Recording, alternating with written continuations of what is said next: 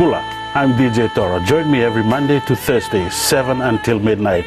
The premium classics on Gold FM, only the classic hits.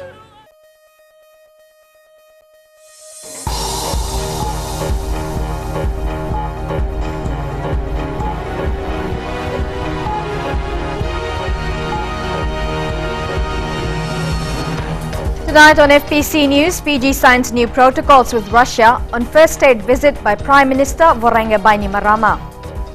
Investigations continue into the death of 2 people in Suva yesterday. And all police premises are now declared smoke-free zones.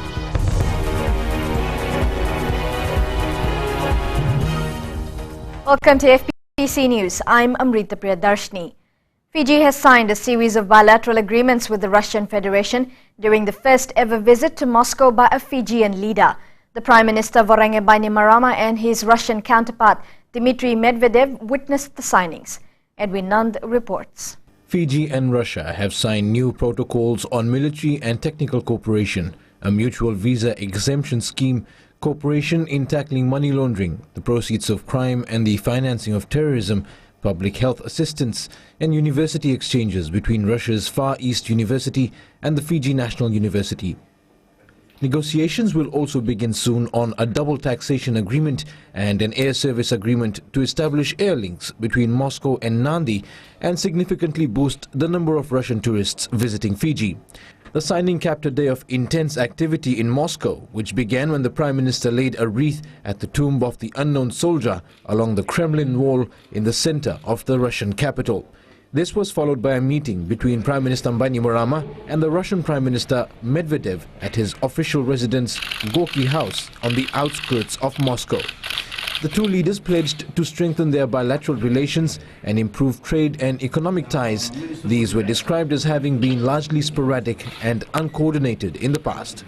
In his welcome statement, the Russian leader said he would like to see a celebration of the relationship between Russia and Fiji next year to mark the 40th anniversary of the establishment of diplomatic ties in 1974.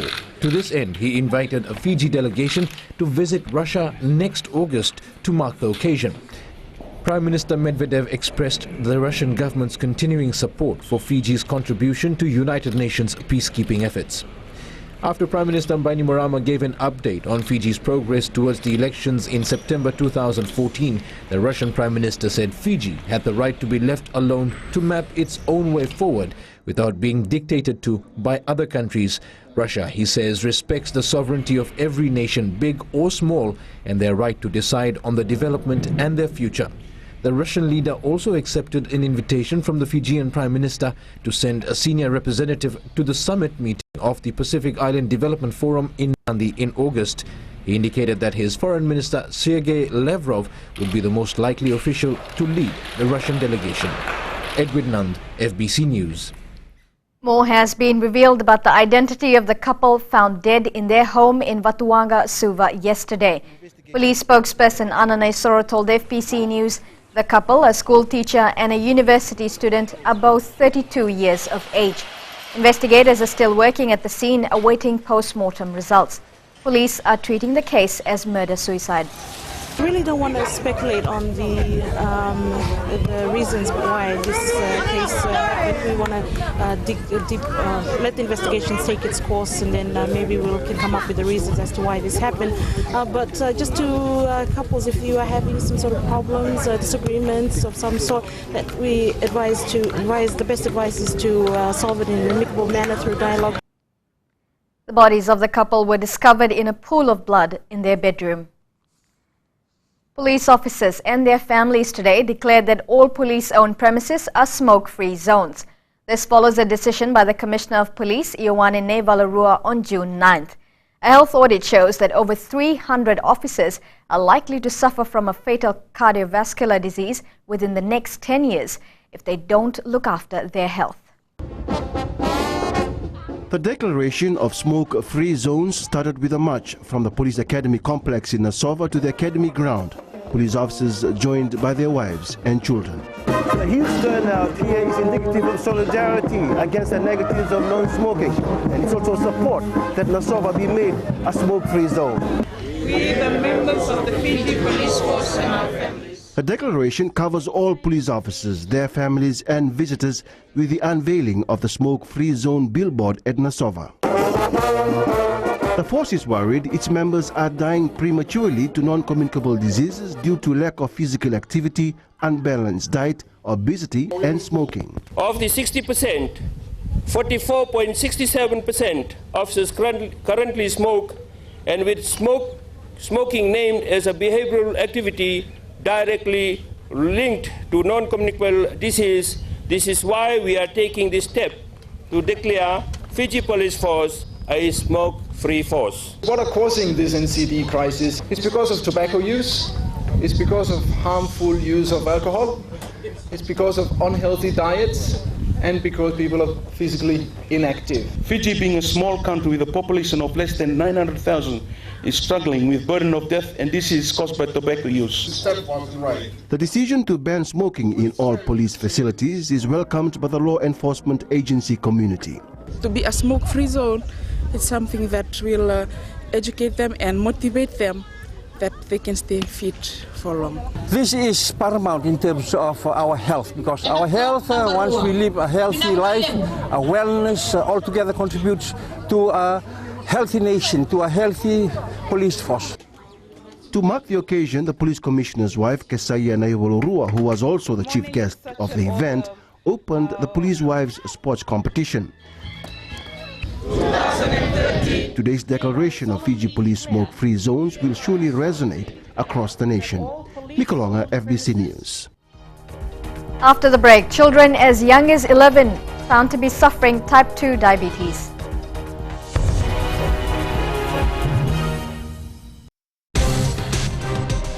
I wake up in the morning, I prefer to go down to the gym, get a bit of physical work done. Also, later on in the day, I decide to go through for meditation. I do a bit of reading to find out what the latest songs are, a bit of research. And for me, it's all about the listeners. Hey, what's up? I'm Rio, and this is the Traffic Jam every weekday from 3 o'clock to 7, only on Today FM. Today is hit music. What's up? Nisa mbulu binaka, oya wane kamanalangi, oni nandorungo diao, may nadiwa kinarua na bisinga, may namoniti kinabagarumbuka na Radio Fiji 1 nandomay biti bongani biyanyano. Nama katalangana bengo na sasibiyani na tinakaloka na bimbongi ni bukilulu, kaya na bima maniwalo na bimbongi ni bakarawai, may nambuza ni balo, ningay namaka.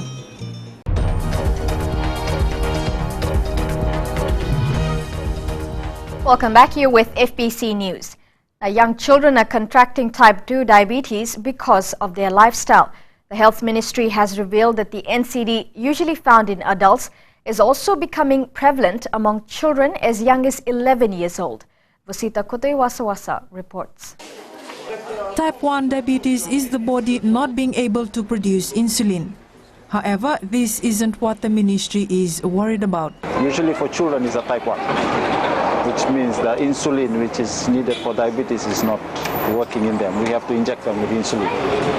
But adult diabetes is mainly lifestyle. So if an 11-year-old is getting it in Fiji now, it's a lifestyle issue. Children contracting type 2 diabetes can only be explained by people's eating habits, too much junk food and fizzy drinks. Tukana says there needs to be more awareness in schools and families if we want to reduce adult diabetes in children. The trick is keep your blood clean. And to keep your blood clean, be careful what you eat and drink. Because whatever you eat or drink or breathe will reach the blood. So the trick is for you to control what you take in. As they say, garbage in, garbage out. If you take in a lot of garbage, your blood will change and then you'll attack your organs. It has been found that diabetes and hypertension have been the cause of most premature deaths in Fiji. Vasita Kotewasawasa, FBC News. The Land Transport Authority has revealed that majority road accidents in Fiji happened during the last 6 months of the year. They've now set their targets to help reduce road deaths in Fiji. Sharin Lata reports. July has been dedicated as National Road Safety Month, and LTA wants to reduce road deaths in the country through extensive awareness campaigns. We just want to create an awareness and more or less a outreach program towards members of the public, thanking them or pleading to them to ensure that the next 6 months of the year is very, very important in terms of road safety. The road death toll currently stands at 14 compared to 18 last year. This is something positive for the Land Transport Authority. However, they continue to remind the public about their roles. We would like to ask members of the public to be very vigilant in observing, in respecting the rule of law in terms of road and all the driving protocols and procedures. Sokia says as part of the campaign, they will also be visiting schools to inform students about road safety rules. Shahin Lata, FBC News. Fiji School of Medicine organized a fun day at the Hilton Special School in Suva today. Students and staff used the occasion to inform parents on the medical needs of children with disabilities. Parents were engaged in conversations to find out which type of healthcare is needed for these children. Organizers were overwhelmed with the support from the community. Over the past year, we've donated over $5,000 cash directly to the Early Intervention Center, and we've identified areas of needs that center requires. These areas was a nutritional meal plan for disabled children living at the hostel at the center, and also was looking at what were their medical needs. The aim of today's program was to provide the best care for those with physical disabilities. The Onoilao district community living within Suva-Nosori corridor came together today for a yam show. Families from 5 villages were part of the competition. The yam show has been going on for years with the aim of developing an interest in youth from Onoilao. There was an interesting turnout from farmers this year, and Rupeni Vakamode successfully defended the Onoilao trophy. Judge for this year's yam competition, Madhu Chitoko, says planting yams requires special skills and care. This is a very special planting yams. It's not easy, it's hard work, and I'm very confident that it will improve in the next years to come. There were 5 different categories of yam on display. In sports, fans spill into streets as Nandi celebrates Fiji Fact win. And top local players shine in overseas volleyball teams.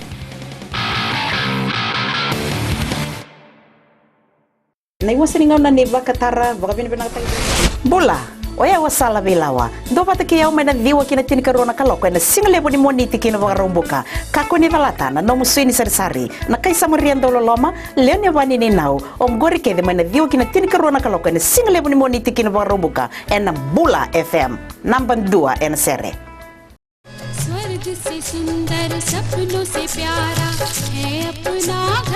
जहाँ हो प्यार का बसेरा और रिश्तों की खुशबू, वो है आपका अपना घर संसार. Join me on घर संसार Monday to Friday 9 a.m. till 12 p.m. only on Radio Fiji 2.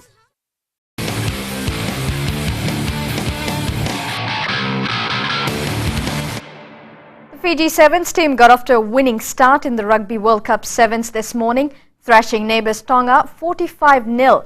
Fiji was quick off the blocks and did not allow Tonga to settle. Fiji will take on Uruguay at 6:30 this evening and then play Wales at 12:42 a.m. tomorrow. In the women's competition, Fijiana face Spain at 6:50 p.m., USA at 9:24 p.m., then Brazil at 1:04 a.m. tomorrow. Now, the Football Association celebrated their Fiji Fact win in style this afternoon. Fans turned up in hundreds to join the parade after the Jet Setters buried an 11-year-old ghost by defeating Ba in the final last week. The players have been richly rewarded, sharing the $15,000 prize money. Shelvin Chand reports.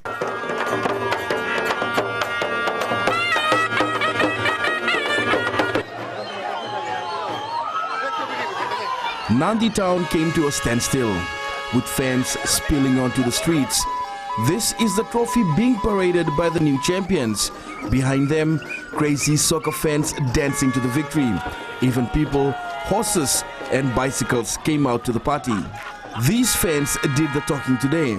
but it's these players who brought them glory. Much touched and emotional because I never saw fans coming out in numbers when we were playing league, but when we qualified for the semi-finals I saw the fans and we could know that Nandi got a lot of fans.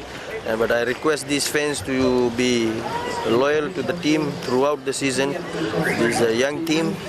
They're bound to make mistakes. Do not lose hope. It will continue to perform well if the support is there, because this is the fans team.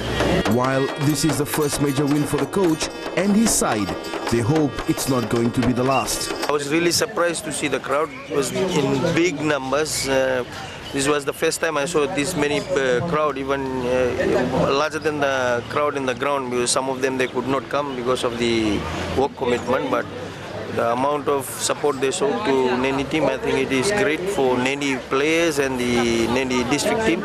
And we hope they will continuously support like this.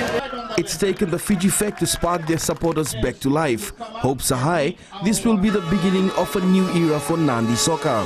Shalvin Chand, FBC Sports. The Southern Zone Secondary School's rugby quarterfinals were held today. Organisers feel the game has improved and it's about time Southern schools take a claim on the Dean's Trophy, which has been evading them for some time now. Shalvin Chand has the details. It was secondary school's rugby at its best as teams tried to avoid elimination and get a spot in the Dean's competition. Throughout the Southern Zone competition that we have seen all these over these years, this year the level of competition, the level of rugby has really improved. Yes, and that is one thing that we are very happy to see. Organisers embarked on a 3-year plan starting last year with the aim to get the Dean's Trophy to the Southern Zone. They feel their plan is working. The first year that we implemented it, which was last year, that started changing everything, and we saw the results coming out. We've seen the level of rugby. Last year we had our clinic to upskill all our coaches in schools to be level 2, and that is producing results as we see now. Indiscipline, including ugly brawls, have always been part of schools rugby. Organisers are hoping to do away with that attitude. Encouraging that people come, but we are just advising teachers, coaches of schools to just keep the comments positive, and because there's another child on the other side as well, playing against their child. With the quarterfinals ending today, all schools that make it will have to lift their game to ensure a spot in the Dean's competition. Shalvin Chand, FBC Sports. The Maris Volleyball Tournament witnessed some of the best that local clubs had to offer over 2 days of competition. But it was the visiting teams from New Caledonia and Wallis and Futuna which stole the hearts of many. Elena McDonald spoke to a particular Fijian duo who made the best of both worlds this weekend. Language has no barrier when the dynamics of volleyball is understood and teamwork sinks in. That's the case for Fijian invitational players Waisera Ratambu and Waisale Suka, who played for New Caledonian club side AS Lagon. Oh, of course, I love setting because these guys, they play constructive volleyball, and I'm pretty happy with these guys. Displaying an entertaining matchup with Saints in the quarterfinals earlier today was something even Fiji's top reps had to adapt to. Really interesting the way they play. It's totally different from ours, especially the positions, different positions. Yeah, it's really interesting to play with them. You just need to know your different positions. Gunning for the top prize at the tournament was one thing, but learning a new style of volleyball was another. During training, I was with them during training in the 3 days training when they were here. They only, even the small drills, they only do drills in their own specialized positions. The New Caledonian and Wallis and Futuna visit has proven to be more than just added competition to Maris volleyball. It's a good experience for me. I've taken in a lot of things, and also I've had a discussion with their coach who's been giving me some very good tips how to train and how to positionalize the players. This is just the start for Volleyball Pacific Island rivalry outside of the Pacific Games, and a good indication for better things to come in the sport. Elena McDonald, FBC Sports. Primary schools hockey has taken a turn for the better this year. It's recorded the biggest number of participating schools, many of which are new this season and have even become the latest teams to beat. With their recent success, Elena McDonald found out that now organizers are wanting to take the competition to newer heights. Hockey has always been known for its success rate in junior development. And with these Kachi enthusiasts competing from as young as 8 years of age, it's no wonder some new champions have emerged so quickly.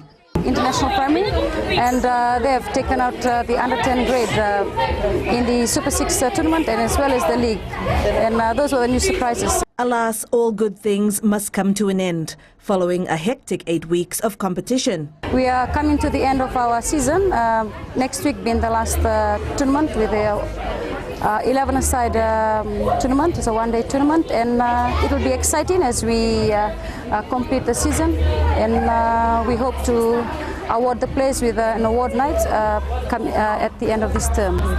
Skill levels have improved with help from senior clubs, but primary school organizers are not stopping here. We've always thought about getting other teams from around the country to participate, but that hasn't eventuated. So hopefully working with Fiji Hockey, we can get other teams, especially like Levuka or Lotoka. Maybe we'll have a trip down. That will probably take place next year. Taking out the under 8 and under 12 grades this year was Mara's primary, while Veyuto maintained their winning form in the under 14s. Elena McDonald, FBC Sports.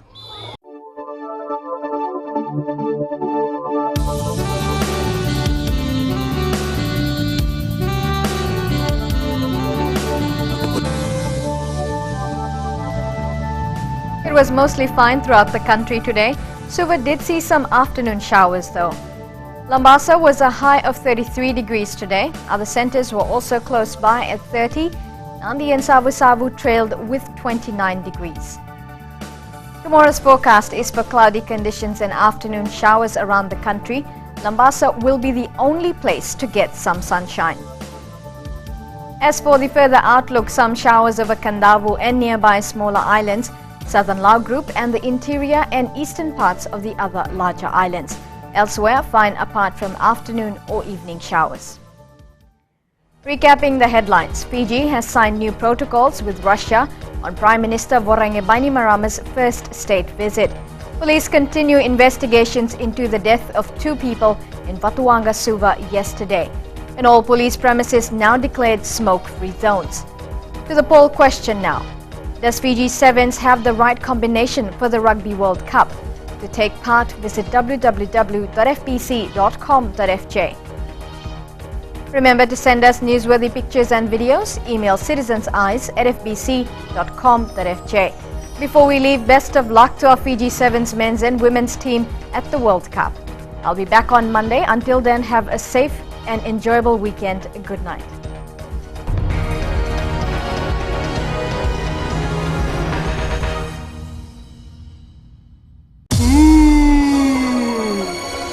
आपकी शादी होने वाली है, 5 बच्चे होंगे। 5 हाय, मैं हूँ आपकी सहेली रेनू। सुनते रहिए मिर्ची FM। मैं हूँ ना 9 से 12 बजे तक।